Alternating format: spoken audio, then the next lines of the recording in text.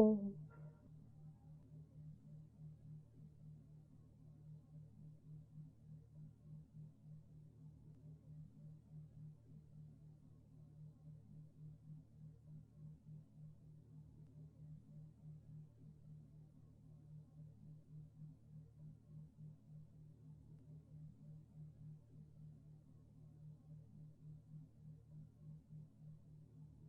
समासेन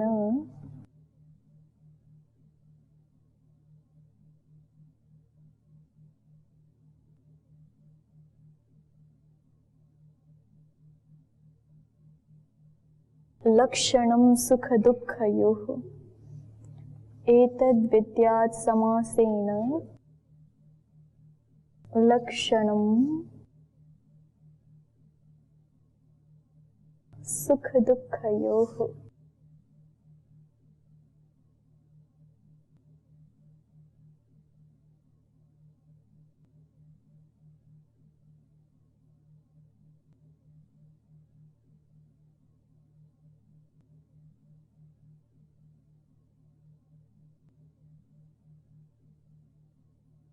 सर्वं परवशं दुःखं सर्वं आत्मवशं सुखम् एतद् विद्यात् समासेन लक्षणं सुख दुःखयोः। सर्वं ये प्रथमा का एक वचन है, परवशम ये भी प्रथमांत है, और दुःखम ये क्या है, विभक्ति वचन प्रथमायाः एक वचनम। सर्वम प्रथमायाः एक वचनम, आत्मवशम प्रथमायाः एक वचनम, सुखम प्रथमायाः एक वचनम। तो अभी तक सारे पद प्रथमांत हैं। अब ये एतद है, एतद के विभक्ति वचन बताने हैं। नपुंसक लिंग में रूप कैसे चलते हैं एतत् शब्द के? एतत् एते एतानि, एतत् एते एतानि। तो उनमें से ये इसको जानना चाहिए, इसको, तो कौन सी विभक्ति होगी? द्वितीयायाः एक वचनम। और ये विद्यात आपका क्रियापद है, ठीक है? विद्यात क्या है? क्रियापदम। समासेन, इधर विभक्ति वचन बताइए। समास तृतीयायाः एक वचनम, लक्षणम। प्रथमा एक वचन भी हो सकता है और द्वितीय एक वचन भी हो सकता है ना, तो ये द्वितीय एक वचन है। सुख दुःखयोः क्या है? षष्ठ्याः, हाँ, सप्तम्याः द्विवचनम षष्ठ्याः द्विवचनम उभयमपि भवितुम् अर्हति, अत्र पुनः षष्ठ्याः द्विवचनमेव वर्तते। अस्तु, चलिए अब इसका अर्थ देखते हैं। सर्वं परवशं दुःखम, परवशम सर्वं दुःखम एव वर्तते। परवशम, पर किसको कहते हैं? पर माने परोपकार में पर आता है, पर पीड़न में पर शब्द आया था, उसका क्या अर्थ था? दूसरे लोग, हमसे भिन्न, अन्य। तो परवशम दूसरे के वश में, वश में माने दूसरे के अधीन, ठीक है? परवशम सर्वं दुःखम, परवश जितने भी कार्य हैं, जितने भी वस्तुएं हैं, वो सब जो है वो दुखकारी ही हैं। पर के अधीन होना ये जो है वो दुख का कारण है। और सर्वम आत्मवशम सुखम, आत्मवशम सर्वम सुखम, सब कुछ जो है वो अपने अधीन होना, अपने वश में होना, ये सुख है, ठीक है? सर्वम परवशम दुःखम, पराधीनता दुख है और जो है वो स्वाधीनता सुख है। इसको सरल भाषा में कहें तो सर्वम परवशम दुःखम, पराधीनता जो पर के अधीन है सब, वो सब दुख है, और जो आत्माधीन है, स्वयं के अधीन है, वो सुख है। एतद् विद्यात् समासेन लक्षणम सुख दुःखयोः। समासेन, समास का अर्थ होता है संक्षेप, ठीक है? जब हम समास कर देते हैं तो पदों का भी संक्षेप हो जाता है ना, दो या अधिक पद मिलकर के समास जब बन जाते हैं तो वहां पे क्या हो जाता है? संक्षिप्तीकरण हो जाता है। तो समास का एक अर्थ क्या होता है? संक्षेप। तो समासेन, समास से, संक्षेप से, सुख दुःखयोः एतद् लक्षणं विद्यात्। सुख दुःखयोः माने सुख और दुख का, एतद् लक्षणम, यह लक्षण, विद्यात् जानना चाहिए। ठीक है, इसको जानना चाहिए। सुख और दुख का लक्षण किसको जानना चाहिए? इसको जानना चाहिए कि परवशता ही दुख है और आत्मवश्यता ही सुख है। इतनी बात समझ आ गई? ये कहना चाह रहे हैं, देखो ऐसा तो हो ही नहीं सकता कि जो है वो सब कुछ ही हमारे अधीन हो। मनुष्य समाज की संरचना ऐसी है ना कि ऐसा तो हो ही नहीं सकता कि सब कुछ हमारे ही अधीन हो। लेकिन जो चीजें, बहुत सारी चीजें ऐसी हैं जो हमारे अधीन होती हैं। हमारे विचार, ठीक है, हमारे विचार माने हमारे मानसिक कर्म, हमारी भावनाएं, हमारे वाणी, हमारा शारीरिक कर्म या हमारा व्यवहार, वो सब तो हमारे अधीन है ना। लेकिन उसको अगर हम आत्माधीन ही रखें तब तो सुखी रहते हैं।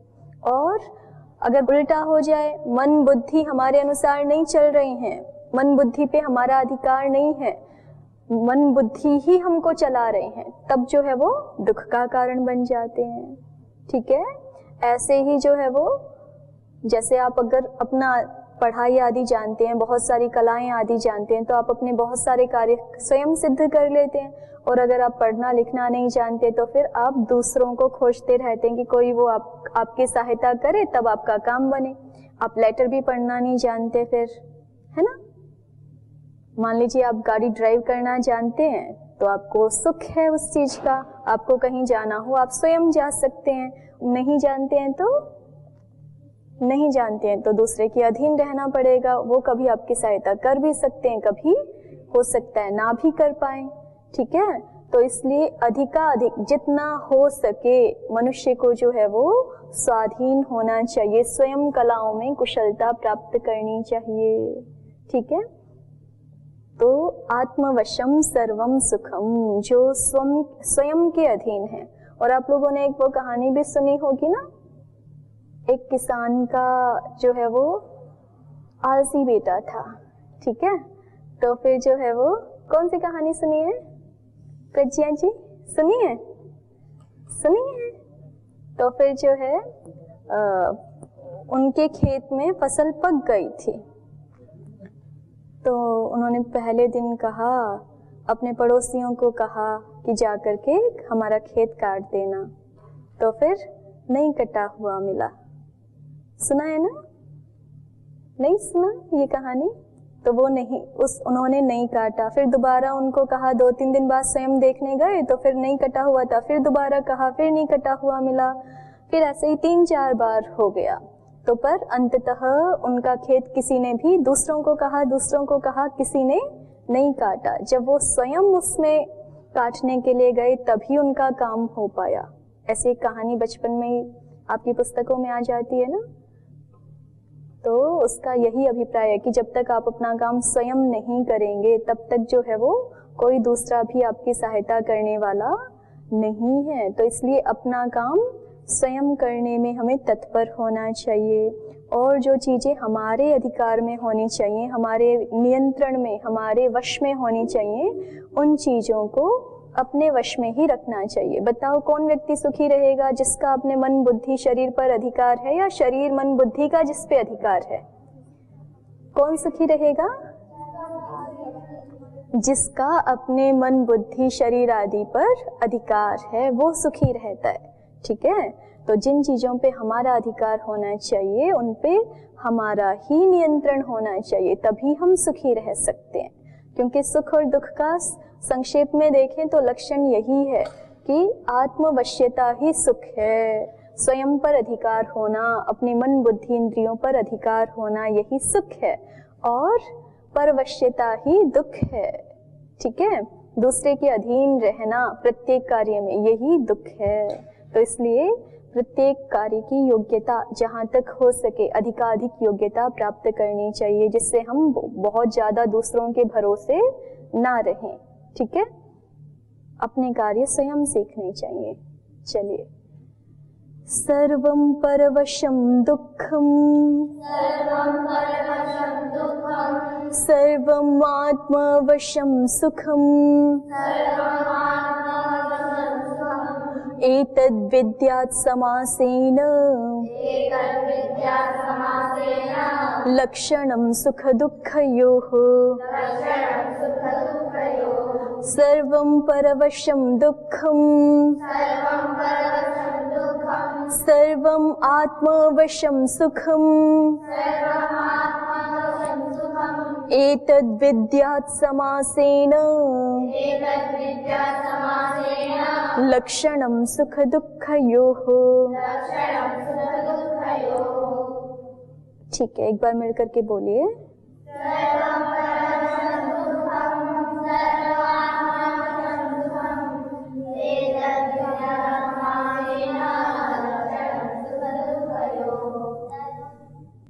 चलिए आइए, अभी हम तिङन्तों में अदादिगण के अधभक्षणे धातु प्रथम धातु के लट लकार की सिद्धियां कर रहे हैं। रूप याद हो गए आपको लट लकार के? बोल के बताइए एक बार, क्या रूप है?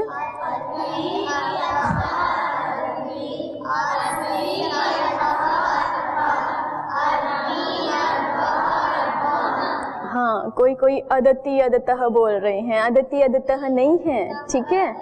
अति अत्तः अदंती, अत्सी अत्थः अत्थ, अद्मी अद्वः अद्मः। तो इसमें अति का रूप आ गया आपको करना, ठीक है।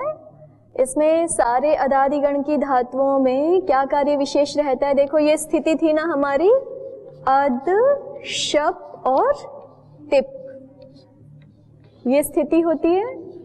इत संज्ञा कर देने पे क्या बचता है? अद अ और ति, फिर क्या हो जाता है? अधिप्रभृतिभ्यः शपः। कौन सा सूत्र लगता है अदादिगण में विशेष? अधिप्रभृतिभ्यः शपः। उसका अर्थ क्या होता है?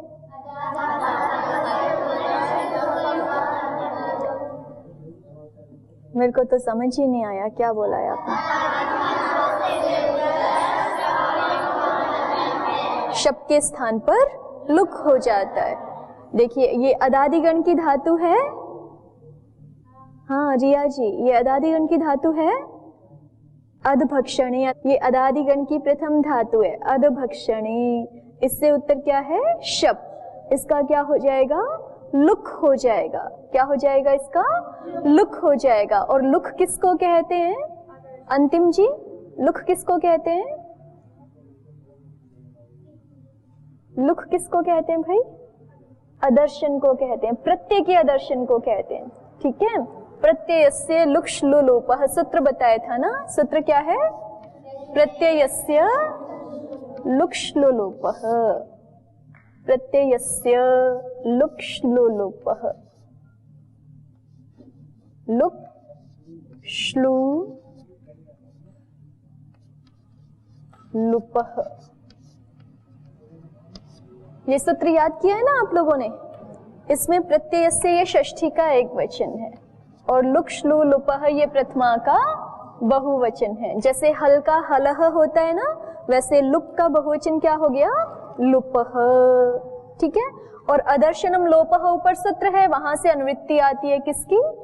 अदर्शनम की। किसकी अनुवृत्ति आ जाती है? अदर्शनम की अनुवृत्ति आ जाती है। अदर्शनम प्रथमा का एक वचन है। अब अर्थ कर सकते हैं आप। ये एक संज्ञा सूत्र है, इसमें दो चीजें हैं, संजी और संज्ञा। तो पहले संजी होता है और बाद में संज्ञा होती हैं। तो ये तीन संज्ञाएं हैं इस सूत्र में एक साथ। कितनी संज्ञाएं हैं इस सूत्र में? तीन संज्ञाएं हैं। तो तीन संज्ञाएं कौन कौन सी हैं? लुक, श्लू और लुप।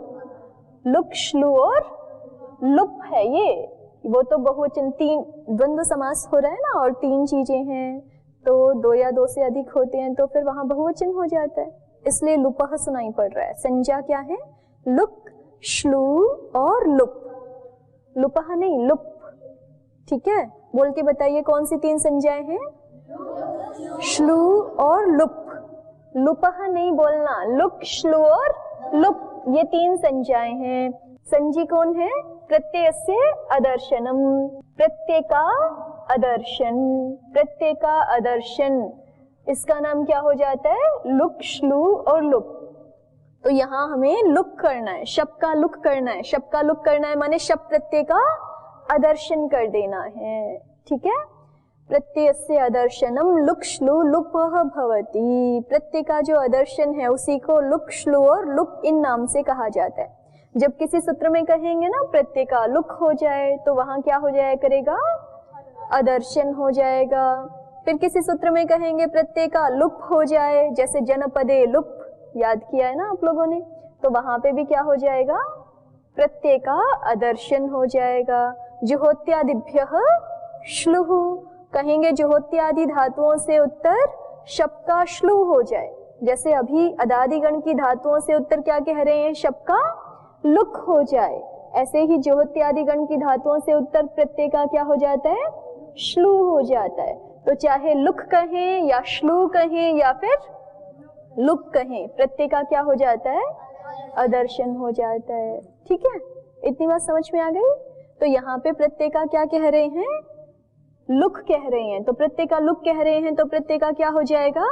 अदर्शन हो जाएगा। तो क्या बच गया? अदति। तो यहाँ पे प्रत्यय का लुक किया, अदि प्रभृतिभ्यः शपः, अर्थ क्या हो गया? अदादिगण की धातुओं से उत्तर शप का लुक हो जाता है। तो अदादिगण की धातु है अद, अदादिगण की धातु है अद, उससे उत्तर शप का क्या हो जाएगा? लुक हो जाएगा। लुक हो जाएगा माने अदर्शन हो जाएगा। शप का लुक हो जाएगा माने अदर्शन हो जाएगा। तो क्या बचा हमारे पास? अदति। यहाँ पे जो है वो द को त कैसे हो गया? अत्ति बनाना है ना हमें, क्या बनाना है? अत्ति, अत्ति बनाना है। तो द को त करेंगे तो होगा ना। तो कौन सा सूत्र लगा था तुष्टि जी? कौन सा सूत्र लगाया था? खरीच। कौन सा सूत्र लगता है यहाँ पे? खरीच। खरीच का अर्थ क्या किया था हमने? खर के परे रहते, झलों के स्थान में चर हो जाता है, खर के परे रहते। इसको घटा के दिखाना आप।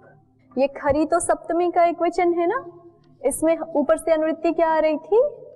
झलाम, और अभ्यासे चर्च से चर की अनुवृत्ति आ रही थी। तो झलाम षष्ठी बहुवचन है, चर प्रथमा का एक वचन है। तो अर्थ क्या हो जाता है? झलों के स्थान में चर होता है, खर के परे रहते, ये अर्थ है ना। तो अब घटा के दिखाओ इसको, यहाँ कैसे लगाएंगे? अदति में ये द जो है वो झल है, ठीक है, झलों के स्थान पे चर हो जाएगा। कब हो जाएगा? खर परे है तो दो चीजें देखनी है हमें। खर परे होना चाहिए। ये जो तकार है खर में आता है? तकार खर में आता है कि नहीं? तकार खर में आता है कि नहीं आता? गिन के देख लो, नहीं पता चल रहा है तो। ख प छ ठ थ च ट त क प श श स, खर में जो है वो त भी आ रहा है। तो इस तकार के परे रहते, खर के परे रहते, झल को क्या हो जाएगा? चर। और ये झल में आता है ना तकार, तो इसको चर हो जाएगा तो अपने ही वर्ग का प्रथम वर्ण हो जाएगा। और प्रथम वर्ण हो जाएगा तो क्या बन जाएगा? ये अति। ठीक है, बन गया। अभी ध्यान आ गया? जैसे ही को यण चाहिए बिल्कुल वैसे ही तो है ना। अच के परे रहते इक को यण हो जाता है, खर के परे रहते झल को चर हो जाता है। ठीक है, तो अति रूप बन गया। अब हमें अत्तः बनाना है, तो तिप के स्थान पे क्या आ जाता है? तस। अति बनाने के लिए प्रत्यय कौन सा आएगा? अति बनाने के अति बना लिया हमने, अब हमें बनाना है द्विवचन अत्तः। इसके लिए प्रत्यय कौन सा आ जाता है हमारा? तस। तस प्रत्यय आ जाता। फिर आगे जो है वो तस के स की संज्ञा होगी कि नहीं होगी? जल्दी से बताइए, तस के स की संज्ञा होगी कि नहीं होगी? पा रही है हलंत्यम से, लेकिन न विभक्त तुस्माह मना कर देगा तो नहीं होगी। और शब्द का क्या हो जाएगा? लुक। शब्द का क्या हो जाएगा? लुक। कौन से सूत्र से? कौन से सूत्र से? अधिप्रभृतिभ्यः शपः। फिर से बोलिए कौन सा सूत्र है? अध धातु है ना, अधिप्रभृतिभ्यः शपः। तो शप का लुक हो गया, क्या बचा? अद तस। ठीक है, फिर से द को त करने के लिए कौन सा सूत्र लगा देंगे? खरी च। तो क्या बन जाएगा ये? अत तस। और इसको मिला के लिखेंगे तो अतस। स को विसर्ग हो जाते हैं ना, तो क्या हो गया? अतः। तो कोई भी सूत्र नया नहीं है, समझ आया? एक बार फिर से देख लो। अतः बनाना है हमें, क्या बनाना है? अतः। तो इसके लिए स्थिति क्या रहेगी? अध धातु से हम पहले तस प्रत्यय ले आएंगे, वर्तमाने लट आदि पूरे 10 स्टेप करके उस लट के स्थान में क्या ले आएंगे? तस प्रत्यय। और तस के परे रहते क्या हो जाएगा? कर्तरी शब्द से शप प्रत्यय हो जाएगा, फिर उस शप का लुक हो जाएगा। कौन से सूत्र से? अधिप्रभृतिभ्यः शपः। अदादिगण में हमेशा कौन सा सूत्र लग जाएगा? अधिप्रभृतिभ्यः शपः। शप का लुक हो गया, क्या बचा? अद तस। ठीक है, अद तस इतना बचा। फिर द को क्या करना है? त। कौन सा सूत्र करता है द को? त। खरी च। खर के परे रहते झल को चर हो जाता है। खर के परे रहते झल को चर हो जाता है, तो क्या बन गया ये हमारा? अतः। ठीक है, आगे देखिए, आगे क्या रूप था? अदंती। आगे क्या रूप है हमारा? अदंती। अदंती के लिए जो है वो कौन सा प्रत्यय लेके आते हैं ल के स्थान में?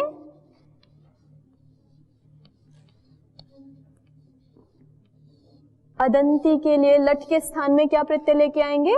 झी। ठीक है, झी। और झी प्रत्यय के आदि झकार को क्या हो जाता है? अंतादेश हो जाता है। कौन से सूत्र से? झोंतः। ठीक है, झोंतः से प्रत्यय के आदि झ को अंत हो जाता है, तो ये क्या बन गया? अंती। तो अद शप अंती।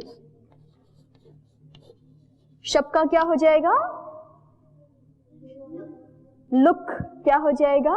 लुक। कौन से सूत्र से? अधिप्रभृतिभ्यः शपः। लुक हो गया, क्या बचा?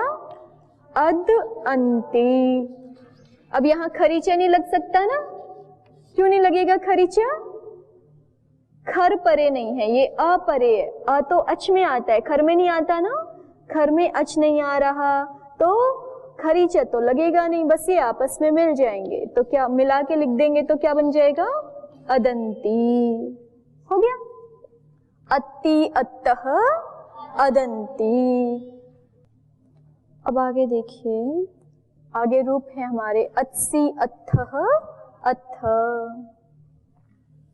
तो अत्सी बनाने के लिए लट के स्थान पे मध्यम पुरुष आएगा, है ना? मध्यम पुरुष आएगा। पूरी प्रक्रिया दोहरा दीजिए एक बार। 10 स्टेप क्या क्या हैं? भुआदयो धातवः से अध का नाम क्या रख लेंगे? धातु। फिर सेकंड स्टेप में क्या हो जाएगा? लकारोत्पत्ति हो जाएगी। कौन से सूत्र से? वर्तमाने लट। थोड़ा ठीक से बताइए। वर्तमाने लट से क्या हो जाएगा? लट। लट की संज्ञा कर देंगे तो क्या बचेगा? ल बच जाएगा। फिर इस लकार का अर्थ बताएंगे। कौन से सूत्र से? समृद्धि जी, कौन से सूत्र से बताएंगे? लह कर्मणि चा भावे चा कर्म केभ्यः। फिर क्या करें? लस्य के अधिकार में तिप्तस्थी सूत्र आ जाएंगे, प्राप्त होंगे। कितने प्रत्यय? 18। उन 18 के 18 का क्या नाम हो जाएगा? परस्मई पद और आत्मनेय पद। लह परस्मई पदम से परस्मई पद और तंगानाव आत्मनेय पदम से उनमें से तंग की आत्मनेय पद संज्ञा हो जाएगी। प्रारंभ के जो 9 प्रत्यय हैं उनकी क्या संज्ञा हो गई? परस्मई पद। और जो अंतिम वाले तंग प्रत्यय 9 हैं उनकी क्या हो जाएगी? आत्मनेय पद संज्ञा हो जाएगी। तो परस्मई पद आत्मनेय पद संज्ञा होने के बाद क्या कर लेंगे? परस्मई पद आत्मनेय पद नियम करेंगे। कौन से सूत्र से करेंगे यहाँ पर? शेषात् कर्तरि परस्मई पदम। वो क्या बोलता है? शेष धातुओं से उत्तर कर्तार्थ में परस्मई पद ही होता है, आत्मनेय पद नहीं होता है। तो ऐसा नियम करते ही यहाँ पे ल के स्थान में जो पहले 18 प्रत्यय प्राप्त हो रहे थे वो अब कितने प्राप्त होने लग जाएंगे? केवल 9। केवल कितने प्राप्त होंगे? 9 ही प्राप्त होंगे। ठीक है, फिर उन 9 में से भी उन 9 के 9 की हम क्या संज्ञा कर देंगे? पुरुष संज्ञा। क्या संज्ञा कर देंगे? पुरुष संज्ञा। कौन से सूत्र से करते हैं? तिंगः त्रीणि त्रीणि प्रथम मध्यमोत्तमाः। तिंगः त्रीणि त्रीणि प्रथम मध्यमोत्तमाः, ये संज्ञा कर देंगे। ठीक है, पुरुष संज्ञा। फिर पुरुष नियम करेंगे। कौन से सूत्र से? शेषे प्रथमः। पुरुष नियम करने के लिए कितने सूत्र हैं अष्टाध्यायी में? 3। कौन कौन से? शेषे प्रथमः, युष्मद्युपपदे समानाधिकरणे स्थानिन्यपि मध्यमः और अस्मद्युत्तमः। ठीक है, 3 सूत्र हैं। तो यहाँ पे कौन सा लगेगा? यहाँ जो है वो पुरुष नियम करने के लिए कौन सा सूत्र लगेगा हमारा? युष्मद्य। हाँ, अत्सी बनाना है। क्या बनाना है? अत्सी। तो सूत्र कौन सा लगाएंगे? युष्मद्युपपदे समानाधिकरणे स्थानिन्यपि मध्यमः। उस सूत्र ने क्या बोला? युष्मद उपपद रहते, यहाँ युष्मद उपपद है ना, त्वम अत्सी ऐसा बोलते हैं हम, त्वम अत्सी युष्मद उपपद में है। तो युष्मद उपपद में रहता है तो हमेशा कौन सा पुरुष होता है? मध्यम पुरुष होता है। मध्यम पुरुष संज्ञा किसकी की थी? तिप्तस झी की मध्यम पुरुष संज्ञा है या सिप्थस्थ की है? सिप्थस्थ की मध्यम पुरुष संज्ञा है। तो जैसे ही हमने पुरुष नियम किया, जैसे ही हमने क्या किया? पुरुष नियम किया, तो उन्होंने बोला कि युष्मद उपपद रहते लकार के स्थान में केवल मध्यम पुरुष प्रत्यय होते हैं, अन्य प्रत्यय नहीं होते। तो अब 9 के स्थान में केवल कितने प्रत्यय प्राप्त रह गए? 3। कौन से? सिप्थस्थ। उन सिप्थस्थ की भी हमने क्या कर दी? वचन संज्ञा। कौन से सूत्र से? तान्येक वचन द्विवचन बहुवचन नान्येकशः। ठीक है, तान्येक वचन द्विवचन बहुवचन नान्येकशः। सिप की क्या संज्ञा हो गई? एक वचन। और थस की क्या संज्ञा हो गई? द्विवचन। और थ की क्या संज्ञा हो गई? बहुवचन। सिप थस थ। ठीक है, अब वचन नियम कर देंगे। कौन से सूत्र से? द्वे कयोर द्विवचनैक वचने। उससे क्या होगा? द्वित्व में द्विवचन प्रत्यय और एक वचन प्रत्यय ही होता है, द्विवचन बहुवचन नहीं हो सकते। नहीं हो सकते तो एक वचन नाम किसका रखा था हमने? सिप्थस्थ में से सिप का रखा था। तो अध धातु से उत्तर ल के स्थान में क्या आ गया? सिप। पहले 18 प्राप्त हो रहे थे, फिर पुरुष नियम करते ही कितने प्राप्त हो गए? ल के स्थान में 18 प्राप्त हो रहे थे। फिर आत्मनेपद परस्मैपद पद नियम करके कितने प्राप्त हो गए? 9। फिर पुरुष नियम करते ही कितने प्राप्त हुए? 3। और जैसे ही वचन नियम करेंगे तो केवल एक ही प्रत्यय प्राप्त होगा। ठीक है, तो ल के स्थान में सिप प्रत्यय आ गया। इस सिप की हम क्या संज्ञा करें? शप लेके आना है हमें। उसके लिए क्या चाहिए होता है? इसकी सार्वधातुक संज्ञा हो जाए, ये चाहिए ना, क्योंकि कर्तरी शब्द से शप लाने वाले हैं हम। और कर्तरी शब्द सूत्र क्या बोलता है? धातु से उत्तर शप प्रत्यय होता है, कर्तृवाची सार्वधातु के परे रहते। ठीक है, तो धातु से उत्तर ये धातु होना चाहिए। 2 चीजें चाहिए कर्तरी शब्द को, इधर धातु होना चाहिए और परे क्या होना चाहिए? कर्तृवाची सार्वधातु। कर्तरी शब्द को अपना कार्य करने के लिए कितनी चीजों की आवश्यकता है? 2 चीजों की। कौन कौन? एक तो पूर्व में धातु होना चाहिए और एक बाद में क्या होना चाहिए? कर्तृवाची सार्वधातुक। तो ये कर्तृवाची है, कैसे पता चला हमें? क्योंकि ये लकार हम किस अर्थ में लेके आए थे? कर्ता अर्थ में लेके आए थे। और ल के स्थान में क्या लेके आए हैं हम? सिप प्रत्यय लेके आए हैं। ठीक है, तो ल कर्ता अर्थ में था तो सिप भी किस अर्थ में है? कर्ता अर्थ में है, तो कर्तृवाची है। ठीक है, कर्तृवाची है। और कर्तृवाची तो है, लेकिन अभी सार्वधातुक संज्ञा इसकी है कि नहीं ये नहीं पता हमें। तो पहले सार्वधातुक संज्ञा भी करनी पड़ेगी। कर्तरी शब्द सूत्र लगाने से पहले क्या करनी पड़ेगी? सार्वधातुक संज्ञा करनी पड़ेगी। वो कौन से सूत्र से होती है? तिंशित सार्वधातुकम। तो ये तिंग है ना, तिंग में आता है, इसलिए इसकी क्या हो जाएगी? सार्वधातुक संज्ञा। और जैसे इसकी सार्वधातुक संज्ञा हो गई तो दोनों मिल गए हमें, इधर धातु मिल गया और इधर कर्तृवाची सार्वधातुक। ध्यान दीजिए कौन कौन मिल गए, इधर क्या मिला? धातु, और इधर क्या मिला? कर्तृवाची सार्वधातुक। तो कौन सा सूत्र लग जाएगा अब? कर्तरी शब्द धातु से, अर्थ बोलिए, धातु से उत्तर शब्द प्रत्यय होता है कर्तृवाची सार्वधातुक के परे रहते।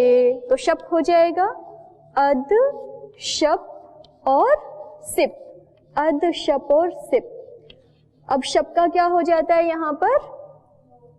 अदादिगण की धातुओं में शप का क्या हो जाता है? लोप नहीं बोलेंगे इसको, लुक। क्या हो जाता है? लुक हो जाता है। कौन से सूत्र से? अदि प्रभृतिभ्यः शपः। सूत्र क्या है? अदि प्रभृतिभ्यः शपः। अदादि गण की धातुओं से उत्तर शप का लुक हो जाता है। और लुक माने क्या होता है? अदर्शन। ठीक है, प्रत्ययस्य लुक श्लुलुपः। अदर्शन हो गया तो क्या बचा हमारे पास? अद। और सिप के प की तो संज्ञा हो जाती है, तो अद सी, इतना ही बचा। ठीक है, अद सी, इतना ही बचा। अब फिर से द को त हो जाएगा। कौन से सूत्र से? खरीच सूत्र से ही। ये स भी खर में आता है ना, स खर में आता है, तो खर के परे रहते झल को क्या हो जाता है? चर। खर के परे रहते झल को चर हो जाता है, तो चर हो जाएगा। तो ये क्या बन जाएगा? अत्सी। क्या बन जाएगा? अत्सी। ठीक है, ऐसे ही जो है वो द्विवचन में भी रहेगा। अत्थः रूप बनाना है आपको, अगर तो अत्थः बनाना है तो वहां बाकी स्टेप तो ऐसे के ऐसे हैं। अद की धातु संज्ञा करेंगे, उससे लट लकार लाएंगे, कर्तार्थ में लेके आएंगे, फिर ल के स्थान में 18 प्रत्यय प्राप्त हो जाएंगे, उनके आत्मनेपद परस्मै पद संज्ञा कर देंगे, फिर परस्मै पद नियम कर देंगे, शेषात कर्तरी परस्मै पदम, 9 प्रत्यय प्राप्त हो जाएंगे, फिर उन 9 के 9 की पुरुष संज्ञा कर देंगे। पुरुष संज्ञा के लिए कौन सा सूत्र लगाएंगे यहाँ? युष्मद्युप पदे, नहीं, पुरुष नियम के लिए कौन सा सूत्र लगाएंगे? युष्मद्युप पदे समानाधिकरणे स्थानिन्यपि मध्यमः। ये सूत्र लगा देंगे। ठीक है, फिर ये सूत्र लगाते ही 3 प्रत्यय प्राप्त हो गए, सिप, थस, थ। अब जो है उन तीनों की वचन संज्ञा कर देंगे और वचन नियम करेंगे। कौन से सूत्र से? द्वे कयोर द्विवचनैक वचने, द्वित्वर्थ में द्विवचन प्रत्यय हो जाता। सिप, थस, थ में से द्विवचन नाम किसका है? थस का। तो क्या ल के स्थान में कौन सा प्रत्यय आ जाएगा? थस। ठीक है, अब इस थस की भी हम क्या संज्ञा कर लेंगे? सार्वधातुक संज्ञा। तिंशित सार्वधातुकम। तिंग है ना ये, तो तिंग होने के कारण इसका नाम क्या है? सार्वधातुक। कर्तरी शप से क्या हो जाएगा? शप। अद, शप, थस। फिर पहले की तरह अधि प्रभृतिभ्यः शपः से शप का लुक हो जाएगा। अब क्या बचा? ये अद, थस। क्या बचा? अद, थस। अब क्या करें? द को त हो जाएगा। कौन से सूत्र से? खरीच। तो ये क्या बन गया? अथस। स को विसर्ग कैसे होता है? स सजुषो रुहु खरवसानयोर विसर्जनीयः। तो ये क्या बन गया? अत्थः। ठीक है, ऐसे ही अगर हमें बहुवचन में बनाना है तो फिर बस केवल वचन नियम अलग होगा ना। वचन नियम करने के लिए क्या सूत्र लग जाएगा? बहुषु बहुवचनम। बाकी सब तो पहले के जैसे ही है। वचन नियम करेंगे बहुषु बहुवचनम। बहुत अर्थ में बहुवचन प्रत्यय ही होता है, और बहुवचन में बहुत अर्थ में बहुवचन प्रत्यय होता है। मध्यम पुरुष में बहुवचन नाम किसका रखा है हमने? थ का। सिप, थस, थ में से बहुवचन नाम किसका है? थ का। तो थ हो जाएगा, ल के स्थान में थ हो जाएगा। ठीक है, और फिर कर्तरी शप से क्या हो जाएगा? शप। फिर शप का लुक कर देंगे। कौन से सूत्र से, कौन से सूत्र से करें लुक? अधिप्रभृतिभ्यः शपः। तो क्या बच गया हमारे पास? अद थ, इतना ही बच गया। इस द को क्या हो जाता है फिर? खरी च से त हो जाता है, तो क्या बन जाएगा ये? अथ बन गया। अत्सी अत्थः अथ, कोई नए सूत्र नहीं है, वही है आपके बार बार, ठीक है। अधिप्रभृतिभ्यः शपः और खरी च, इन सूत्रों को लगा करके ही ये सारे रूप बन रहे हैं। अत्सी अत्थः अत्थः, और अद्मी अद्वः अद्मः तो इससे भी आसान है, उसमें बस एक ही सूत्र लगेगा, अधिप्रभृतिभ्यः शपः, खरी च भी नहीं लगेगा वहां पे क्योंकि खर परे नहीं है, तो अद्मी अद्वः अद्मः बन जाएंगे। ये नोट कर लिया आपने? आगे चले। देखिए अद्मी बनाते हैं अब पहले। अद्मी कहाँ का रूप है? उत्तम पुरुष का, तो अहम अद्मी, ऐसा प्रयोग होगा ना, अहम अद्मी। अहम अद्मी माने मैं खाता हूं, अहम अद्मी, ठीक है। अद्मी बनाना है, तो पहले 10 स्टेप तो वैसे के वैसे होंगे। चलिए दोहराइए एक बार। सबसे पहले क्या शब्द लिया हमने? शब्द क्या लिया? अद शब्द लिया, धातु पाठ में पढ़ा हुआ अद शब्द लिया, ठीक है। भक्षण अर्थ में है ये, अद भक्षणे, भक्षण अर्थ में अद शब्द होता है। अब इस अद शब्द की क्या हो जाती है? सबसे पहले धातु संज्ञा। हाँ जी, अदमी, द तो हलंत है ना, अद, और ये ई की मात्रा मी पे जुड़ी हुई है, तो अदमी, ठीक है। अद शब्द लिया धातु पाठ से हमने, और उसकी सबसे पहले क्या कर ली? धातु संज्ञा। कौन से सूत्र से? भुआदयो धातवः। अष्टध्यायी में धातु संज्ञा करने वाले सूत्र कितने हैं? कौन कौन से? भुआदयो धातवः और सनाद्यन्ता धातवः। तो यहाँ भुआदयो धातवः सूत्र लग जाता है ना। धातु पाठ में सबसे पहला धातु क्या पढ़ा हुआ है? भू। तो धातु पाठ में जो भी 2000 धातु हैं, उन सबके प्रारंभ में क्या शब्द है? भू शब्द है। तो अद के प्रारंभ में भी क्या है? भू ही है, ठीक है। तो भूआदयो धातवः से क्या हो जाएगी इसकी? धातु संज्ञा। फिर धातु संज्ञा होकर के क्या हो जाता है? इत संज्ञा कर देते हैं, अद बच जाएगा। फिर सेकंड स्टेप क्या है? जल्दी से दोहराइए। सेकंड स्टेप क्या है? लकारोत्पत्ति। कौन से सूत्र से होगी यहाँ पर? लकारोत्पत्ति के लिए सूत्र कितने हैं? 10, सामान्यतः 10, और भी बहुत हैं, बताए थे ना आपको।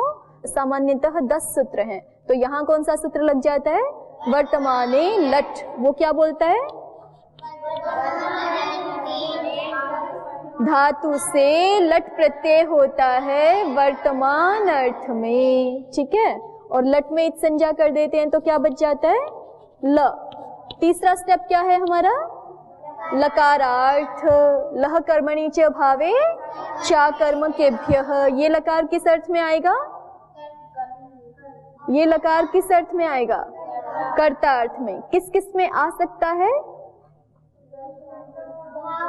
भाव में आ सकता है। ये धातु कैसी है? अद धातु। अद धातु कैसी है पहले ये बताइए? सकर्मक। सकर्मक धातु है ना, खाता है, रोटी को खाता है, हलवे को खाता है, सेब को खाता है, ठीक है।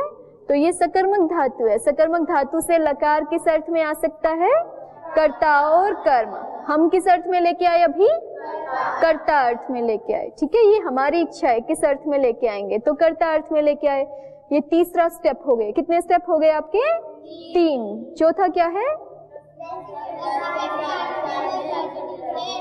हाँ, लस्य के अधिकार में तिप्तस्थि सूत्र से 18 प्रत्यय प्राप्त हो गए। फिर उन 18 का नाम हमने क्या रख दिया?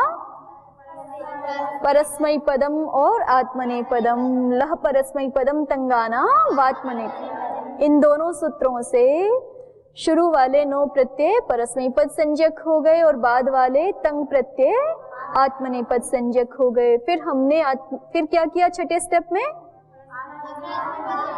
आत्मनेपद परस्मै पद नियम करते हैं। तो यहाँ परस्मै पद नियम कर रहे हैं। कौन से सूत्र से? शेषात् कर्तरी परस्मैपदम, वो क्या बोलता है? शेष धातुओं से उत्तर कर्ता अर्थ में परस्मई पद प्रत्यय होता है। शेष धातुओं से उत्तर कर्ता अर्थ में परस्मई पद प्रत्यय होता है। तो कर्ता अर्थ में परस्मई पद प्रत्यय हुआ। परस्मई पद कितने प्रत्यय हैं? 9। परस्मई पद प्रत्यय कितने हैं? 9 ही हैं। तो परस्मई पद ही हो सकते हैं ना, तो आत्मनेपद हट जाएंगे। तिप्तस 9 प्राप्त हुए। फिर उन 9 की क्या करें? पुरुष संज्ञा। फिर पुरुष नियम। पुरुष नियम के लिए कौन सा सूत्र लगाएंगे यहाँ? ध्यान से, ध्यान से। अस्मद्युत्तमः। अस्मद के उपपद रहते क्या होता है? उत्तम पुरुष होता है। तो अस्मद है ना यहाँ उपपद में, तो धातु से क्या होगा? केवल उत्तम पुरुष। उत्तम पुरुष ही हो सकता है, अन्य नहीं हो सकते। ऐसा कहते ही केवल कौन प्रत्यय प्राप्त हो गए? मिप वस मस, ये 3 प्राप्त हो गए। बाकी सब 6 हट गए। तिप्तस सिप्थस थ, ये हट गए। मिप वस मस प्राप्त हो गए। फिर इन मिप वस मस की हमने क्या कर दी? वचन संज्ञा। पुरुष संज्ञा तो पहले कर चुके हैं। वचन संज्ञा कौन से सूत्र से? तान्येक वचन, द्विवचन, बहुवचन, नान्येकशः। ठीक है। और फिर हमने यहाँ वचन नियम कर दिया। कौन से सूत्र से? द्वेकयोर द्विवचनैक वचने। एकत्व अर्थ की विवक्षा में क्या प्रत्यय होगा? एक वचन। और मिब वस मस में से हमने एक वचन नाम किसका रखा है? मिप का। और अगर हमें द्विवचन विवक्षित हो तो क्या हो जाएगा? वस। क्या हो जाएगा? वस।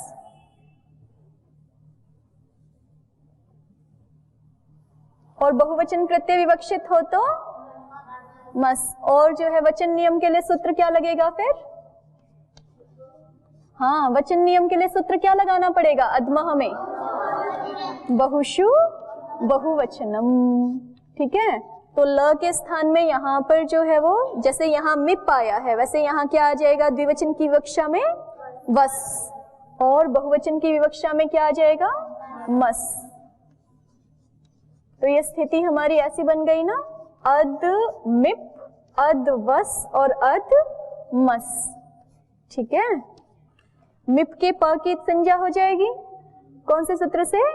हलंत्यम। वस के स की और मस के स की भी प्राप्त होगी कौन से सूत्र से? हलंत्यम। लेकिन मना हो जाएगी। क्यों?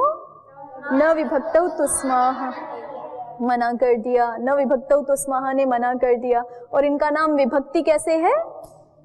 विभक्तिश्च सूत्र से। कौन से सूत्र से? विभक्तिश्च सूत्र से इनका नाम विभक्ति है। ठीक हो गया? इतनी बात समझ में आ गई? अब आगे देखिए। अब फिर से वैसे ही करेंगे। ये जो मिप, वस और मस है, इनका नाम हम पहले क्या रखेंगे? सार्वधातुक। क्योंकि हमें कौन सा सूत्र लगाना है? कर्तरी शब्द।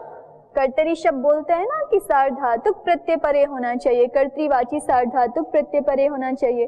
तो मिप, वस और मस तीनों की हम क्या कर लेंगे? सार्वधातुक संज्ञा। कौन से सूत्र से? तिंशित सार्वधातुकम। ठीक है। और तिंशित सार्वधातुक संज्ञा, तिंशित सार्वधातुकम से सार्वधातुक संज्ञा करने के बाद क्या करें? कर्तरी शब्द। अर्थ बोलिए, क्या बोलता है सूत्र? धातु से उत्तर शब्द प्रत्यय होता है कर्तृवाची सार्वधातुक के परे रहते। तो सब जगह शब्द हो जाएगा। अध शप मिप, अध शप वस और अध शप मस। ठीक है। फिर इस शब्द का लुक हो जाएगा कौन से सूत्र से? कौन से सूत्र से? अधि प्रभृतिभ्यः शपः। फिर से बोलिए, कौन से सूत्र से? अधि प्रभृतिभ्यः शपः। वो सूत्र क्या बोलता है? अदादि गण, अदादि धातुओं से उत्तर शब्द का लुक हो जाता है। ठीक है। शब्द का लुक हो जाता है। और लुक किसको बोलते हैं? प्रत्ययस्य लुक्श्लुलोपः। लुक किसको बोलते हैं? प्रत्ययस्य लुक्श्लुलोपः। प्रत्यय के आदर्शन का नाम क्या है? लुक्श्लु और लुप। तो प्रत्यय का आदर्शन हो गया। अब क्या बचा? अद्मी। खरीचा नहीं लगेगा क्योंकि म और मकार और वकार खर में नहीं आते हैं। तो बस ये बन गया। जैसे अदंती में नहीं लगा ना खरीचा, क्योंकि खर परे नहीं है, वैसे यहाँ भी खर परे नहीं है, तो ये क्या बन जाएगा, बस अदमी। और ये क्या हो जाएगा, अद्वस, व को सकार को विसर्ग हो जाएगा, अद्वह। और यहाँ पर भी सकार को विसर्ग होके क्या बन जाएगा, अद्मह। ठीक है, अद्मी, अद्वह, अद्मह। तो कोई भी नया सूत्र लगाए, बस जो अत्ति में 2 सूत्र लगे थे नए वही तो लग रहे हैं ना। अत्ति में कौन से सूत्र लगे थे, अधि प्रभृतिभ्यः शपः, और फिर लुक बताने के लिए प्रत्ययस्य लुक श्लुलुपः, और कहीं संधि कार्य प्राप्त हो रहा है तो खरीच।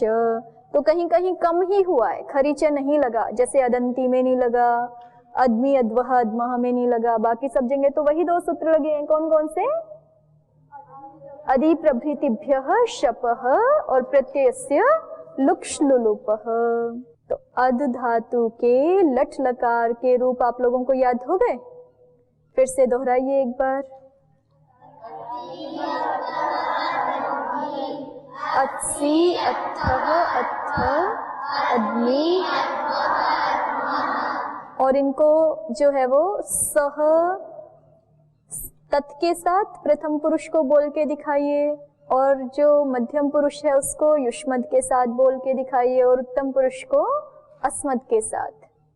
जैसे सह पठति, तौ पठतः, ते पठन्ति, त्वं पठसि, युवां पठथः, यूयं पठथ, अहं पठामि, आवां पठावः, वयं।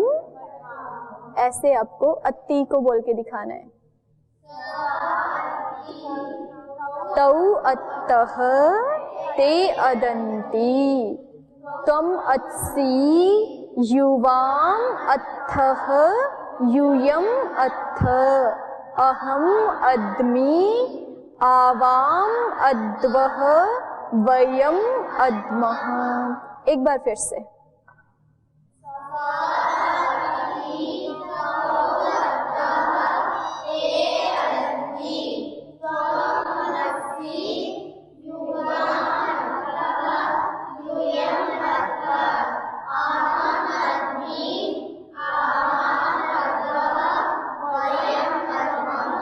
ठीक है, तो ये जो है तिङन्तों की सिद्धियां हैं इस तरह से।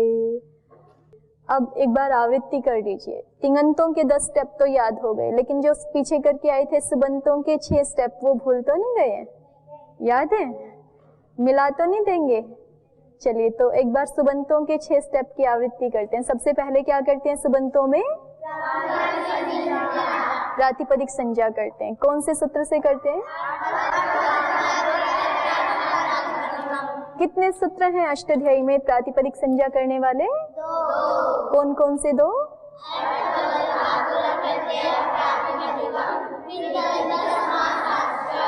2 सूत्र हैं। प्रातिपदिक संज्ञा कर ली, फिर सेकंड कार्य क्या करते हैं?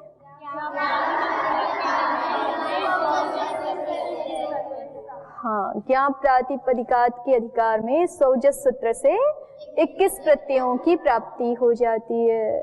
ठीक है, ये सौजस सूत्र क्या बोलता है? सौजस सूत्र क्या बोलता है? यंत से, आबंत से और प्रातिपदिक से सुप प्रत्यय होते हैं। जैसे यहाँ पे आपका लस्य तिप्तस झी सूत्र क्या बोलता है? धातु से उत्तर ल के स्थान में तिप्तस झी प्रत्यय होते हैं, ये बोलता है ना, तिप्तस झी आदि प्रत्यय होते हैं। वैसे ही सौजस सूत्र का क्या अर्थ है? ज्ञंत, आबंत और प्रातिपदिक से उत्तर सुप प्रत्यय होते हैं। ये 2 कार्य हो गए। तीसरा कार्य क्या होगा? इन 21 के 21 प्रत्ययों की क्या कर देते हैं हम? विभक्ति संज्ञा को कर देते हैं। कौन से सूत्र से? विभक्तिश्च। ठीक है, फिर विभक्ति संज्ञा करने के बाद क्या करते हैं? विभक्ति नियम। कौन से सूत्र से करते हैं? बहुत सारे सूत्र हैं विभक्ति नियम करने के लिए, जौन सी विभक्ति चाहिए हो हमें, है ना। 8 विभक्तियां है ना, तो 8 ही सूत्र हैं। जौन सी विभक्ति चाहिए उस वैसे ही लग जाएगा। मान लीजिए हमें द्वितीय विभक्ति चाहिए, तो सूत्र कौन सा लग जाएगा? कर्मणि द्वितीया। कर्म अर्थ में द्वितीया विभक्ति ही होती है, अन्य विभक्तियां नहीं होती हैं। तो ऐसा कहते ही 21 में से कितने प्रत्यय प्राप्त हो जाते हैं? 3। ठीक है, विभक्ति नियम करते ही, चतुर्थ स्टेप करते ही 21 में से कितने प्रत्यय प्राप्त हो जाते हैं? 3। ठीक है, और फिर उन तीनों का नाम हम क्या रख देते हैं? एक वचन, द्विवचन, बहुवचन। पांचवा कार्य क्या है? पांचवा स्टेप क्या है? वचन संज्ञा। वचन संज्ञा कौन से सूत्र से करते हैं? सुपह। सुबंतों में सुपह से, और तिङंतों में वचन संज्ञा कौन से सूत्र से करते हैं? नान्येक वचन, द्विवचन, बहुवचन, नान्येकशः। ठीक है, अब सुबंतों में हम वचन नाम रख रहे हैं तो वहां कौन सा सूत्र लगेगा? सुपह। फिर छठे स्टेप में क्या कर देते हैं? वचन नियम। वचन नियम के लिए वही 2 सूत्र हैं, कौन कौन से? तो ये याद हो गए ना अलग से आपको। सुबंतों के लिए 6 स्टेप, प्रातिपदिक संज्ञा, फिर आगे ज्ञा प्रातिपदिकात के अधिकार में स्वौजस सूत्र से 21 प्रत्ययों की प्राप्ति, फिर तीसरा कार्य विभक्ति संज्ञा, 21 के 21 प्रत्ययों की विभक्ति संज्ञा, चतुर्थ कार्य विभक्ति नियम हो जाएगा, फिर पंचम कार्य वचन संज्ञा, और षष्ठ वचन नियम। ये सुबंतों में हमेशा होंगे। और इसी तरह से तिङंतों के 10 कार्य क्या हो गए? सबसे पहले धातु संज्ञा, फिर द्वितीय कार्य हो गया लकारोत्पत्ति, तृतीय हो गया लकारार्थ ज्ञापन, फिर चतुर्थ कार्य हो गया लस्य के अधिकार में तिबादी 18 प्रत्ययों की प्राप्ति, फिर पंचम कार्य हो गया उन 18 प्रत्ययों का परस्मैपद पद आत्मनेपद नाम, फिर जो है षष्ठ कार्य हो गया आत्मनेपद परस्मैपद नियम, और सप्तम कार्य क्या हो गया? पुरुष संज्ञा, और अष्टम कार्य क्या है? पुरुष नियम। फिर आगे क्या करते हैं? 9वें स्टेप में वचन संज्ञा, और 10वें स्टेप में वचन नियम।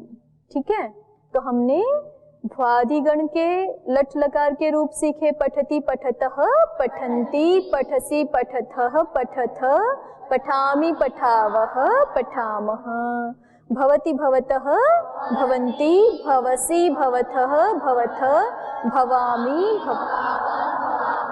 इन भवति आदि रूपों में पठति से कौन से विशेष सूत्र लगते हैं?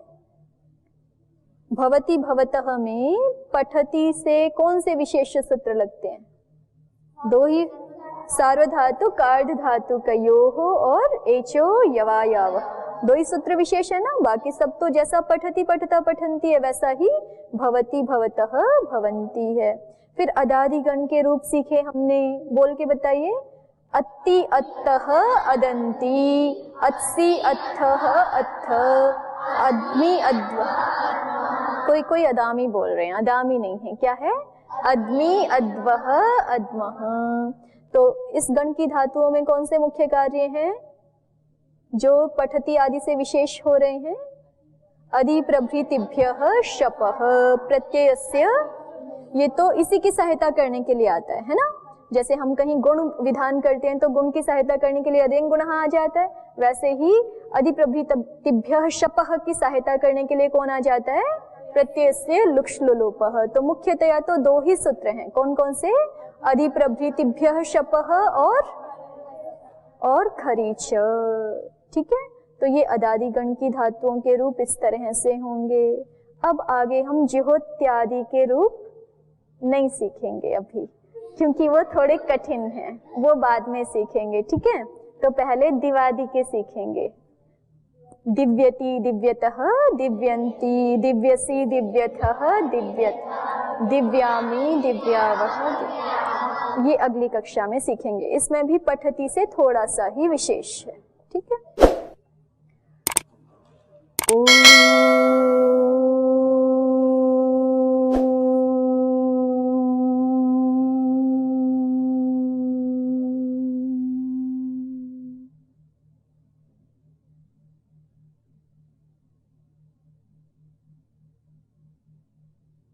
ओम।